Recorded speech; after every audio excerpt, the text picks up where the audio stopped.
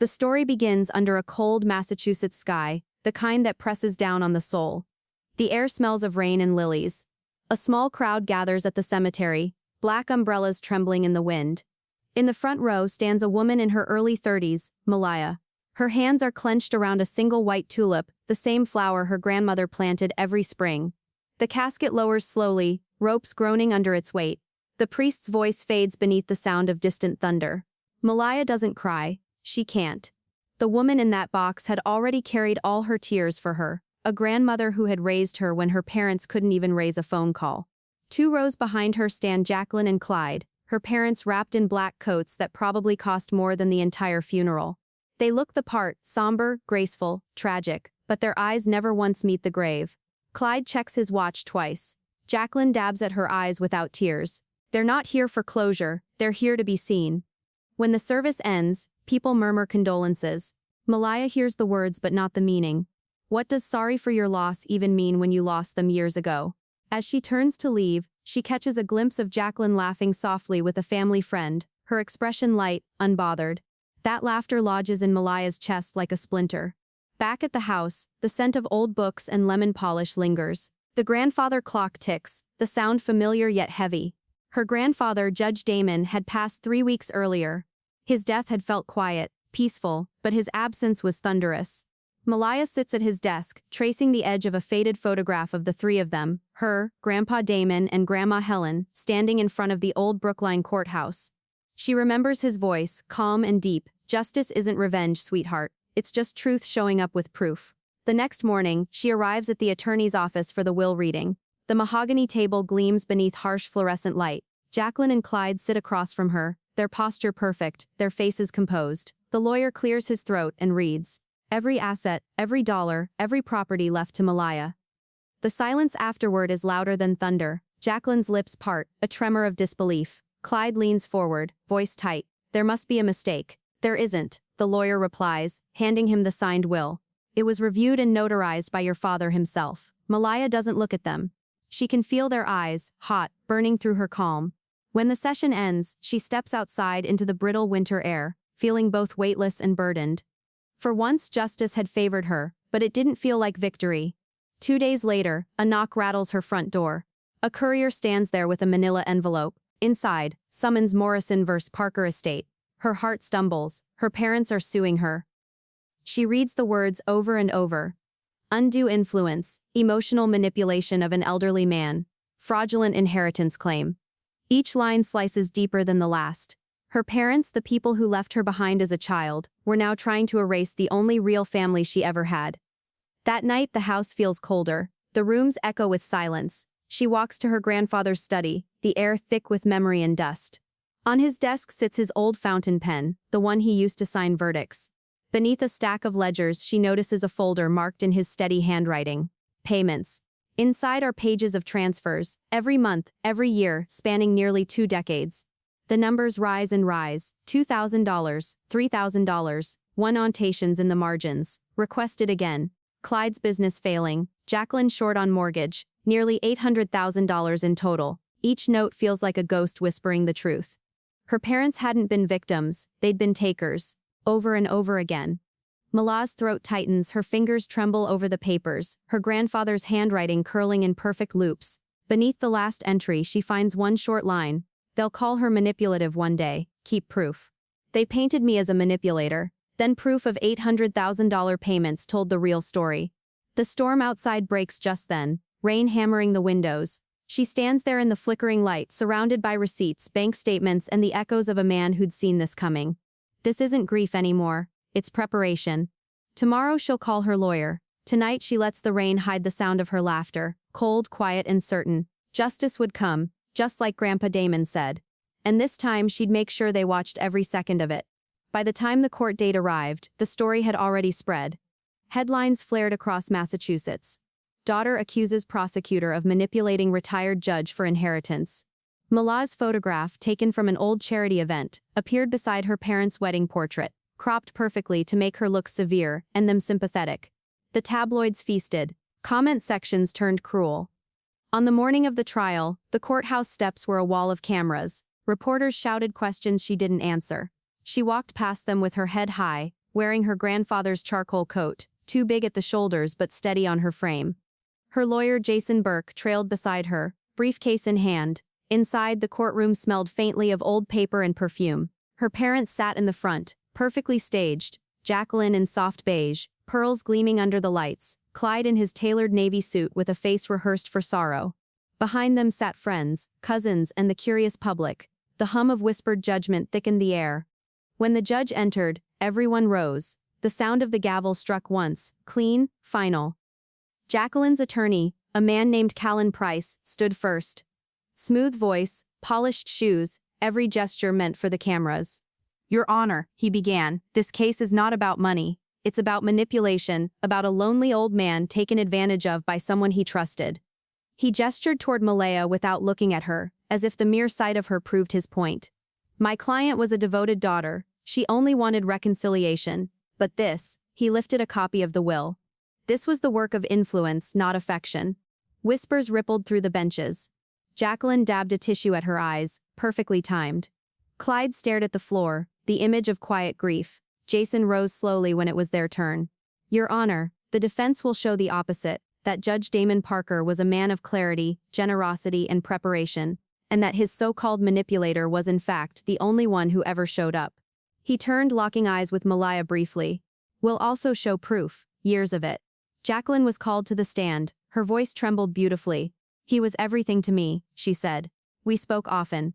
He missed us terribly, but after his wife passed, he changed. He pushed us away." Jason's cross-examination came like the tide, soft at first, then relentless. "Mrs. Parker, according to your father's calendars, you visited him 4 times in your daughter's first year of life. Is that accurate?"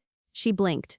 I don't recall the exact number." He lifted a binder. "Your father did. He documented every visit, and every transfer." He held up a photocopy, her father's neat handwriting. "Requested again. Jacqueline's mortgage short. $5,000 wired." Then another. "Requested for Clyde's business. No repayment." Page after page filled the screen. The room went silent except for the slow rhythmic hum of the projector. "Over $800,000 in total," Jason said. "All sent voluntarily. All to you." He paused. "Would you call that manipulation?" Jacqueline's painted calm cracked. Her lips trembled, but no words came.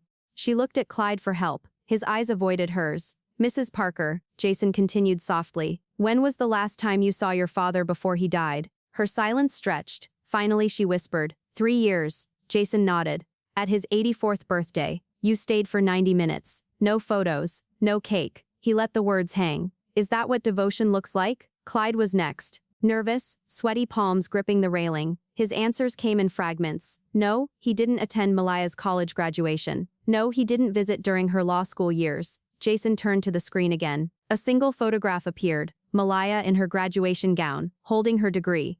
Beside her, her grandfather beamed with pride. 2 chairs behind them sat empty. The hush was total. You could hear the hum of the fluorescent lights. Even the judge leaned forward. Colin rose, trying to object. "Relevance, Your Honor." The judge waved him off. Overruled. Jason closed his binder gently. "This photo was taken on the day your clients claim they were pushed away. The truth is simpler. They were never there." The mother's face reddened. Clyde whispered something sharp, but she jerked her shoulder away. The picture on the projector stayed frozen. One image saying more than all their words. Malaya sat still through it all. She didn't smile, didn't move. Only her eyes burned. The humiliation didn't come from shouting, it came from exposure. From the way people began whispering in the gallery, not about her anymore, but about them. Outside the courthouse during lunch recess, the air buzzed with reporters. Jason leaned toward her. "They're breaking Malaya. One more push, and we'll end this." She watched her parents across the courtyard, surrounded by microphones, repeating their lines of sorrow. "They painted me as a manipulator," she said quietly, her voice almost a whisper. But proof of $800,000 payments told the real story. Jason smiled faintly. "Let's make sure the world hears it." When court resumed, he introduced one final piece of evidence, a handwritten note from Damon found beside the payment folder. The judge read it silently, then aloud. "They've mistaken my patience for weakness, but truth keeps its own record." Gasps rippled through the crowd. Cameras clicked again. Jacqueline buried her face in her hands. Clyde muttered something under his breath, defeated. The humiliation was complete, not loud, not violent, but slow and public, the kind that can't be scrubbed from reputation or memory. The judge adjourned for the day, his expression unreadable. Malaya walked out without looking back. Tomorrow would decide everything. She stepped into the cold evening air, coat tight around her shoulders. The courthouse behind her glowed against the night, cameras flashing like tiny storms of light. Justice wasn't finished yet, but it was close enough for her to smell it. Morning broke over Boston like a held breath, cold, colorless and waiting. The courthouse steps glistened with last night's rain, and every camera lens pointed toward the doors. Inside, the air was heavy with perfume, paper and tension. Malaya sat at the defense table, hands folded. Jason leaned close and whispered, "Today, it ends." She gave no reply, only nodded once. Her calm was unsettling, even the bailiff seemed to notice. The plaintiffs arrived last. Jacqueline wore soft gray this time, her pearl earrings trembling slightly as she moved. Clyde followed, jaw tight, the dark circles beneath his eyes a map of sleepless nights. When they passed Malaya's table, Jacqueline hesitated, as if hoping for a glance of pity. Malaya never looked up. The judge took his seat. His voice was firm, measured. "We'll hear closing arguments."